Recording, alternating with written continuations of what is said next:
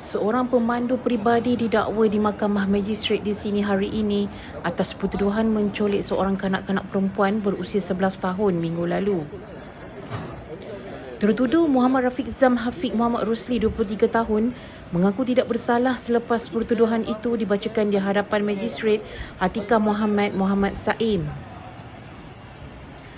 Dia didakwa menculik kanak-kanak itu di Jalan Elmo berhampiran sebuah kolej di sini hingga ke sebuah stesen minyak di Bukit Damansara antara 2.30 petang hingga 4.49 petang pada 19 Mei lalu.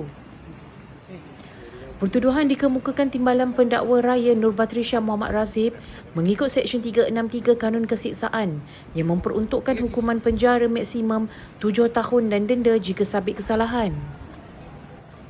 Manakala tertuduh diwakili Peguam P. Sutes.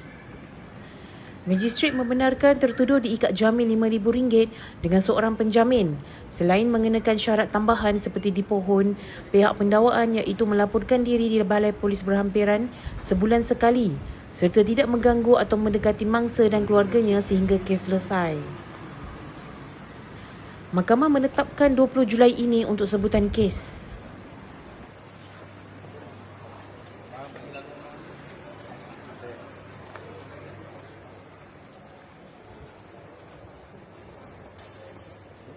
Saya buka.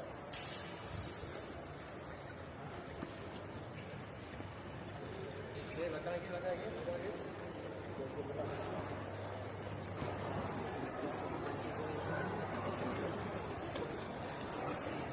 Tepi lah kau ni.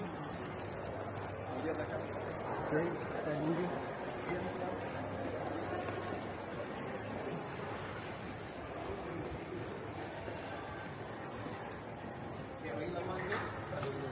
Okey, masuk tengah jam. Okey, kita ambil sikit Okey.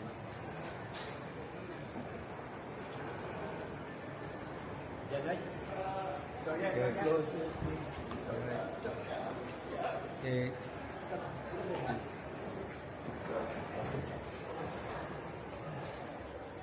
Terima kasih tuan. Okey, terima kasih tuan.